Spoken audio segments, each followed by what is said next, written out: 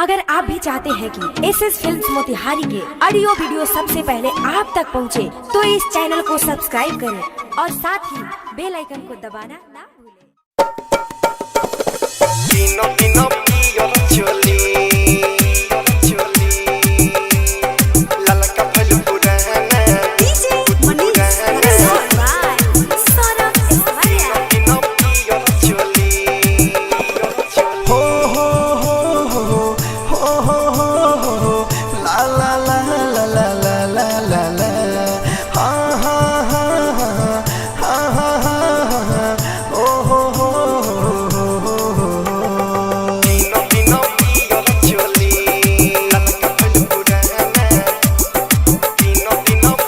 राजा जी से ना बोली हरिहर का के मारी गोली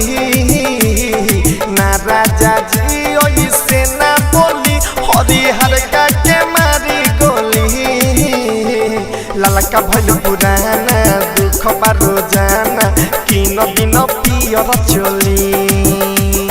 ललका भइल पुराना दुख बा रोजाना तीन दिन पियर चोली ना पिया जी से ना बोली हरिहर का के मारी गोली ललका भइल पुराना दुख बा रोजाना तीन दिन पियर चोली ललका भइल पुराना दुख बा रोजाना तीन दिन पियर चोली।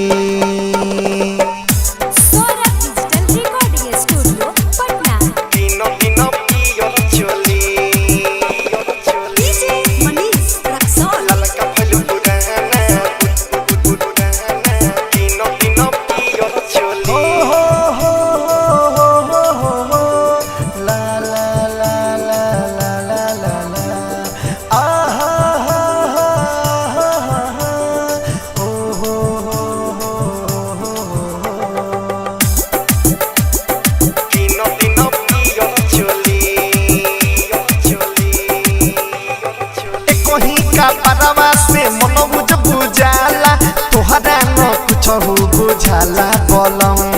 तोहरा न कुछ बुझाला बोलम बात हमर तनिका सा बुझे राजा आफत में बहुते पड़ल बानी हम सारा गाँव हसे ना गले खाडो से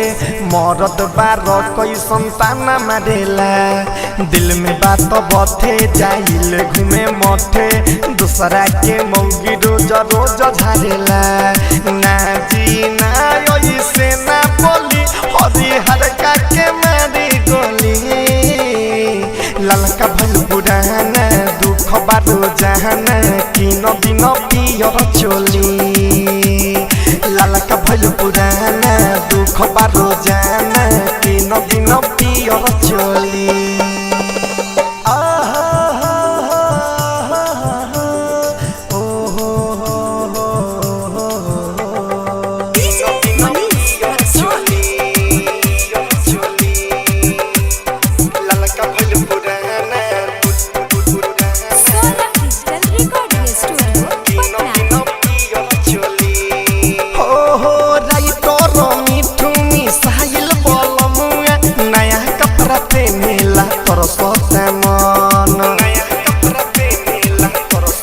राजा जी छोटका देवरवा रहतन रहतन सावा जिंदगी में हमारा कहले बा गजन बन नहीं है हर हम बानी तोहर में हर तोहरे ला हम तो सिंगार करिले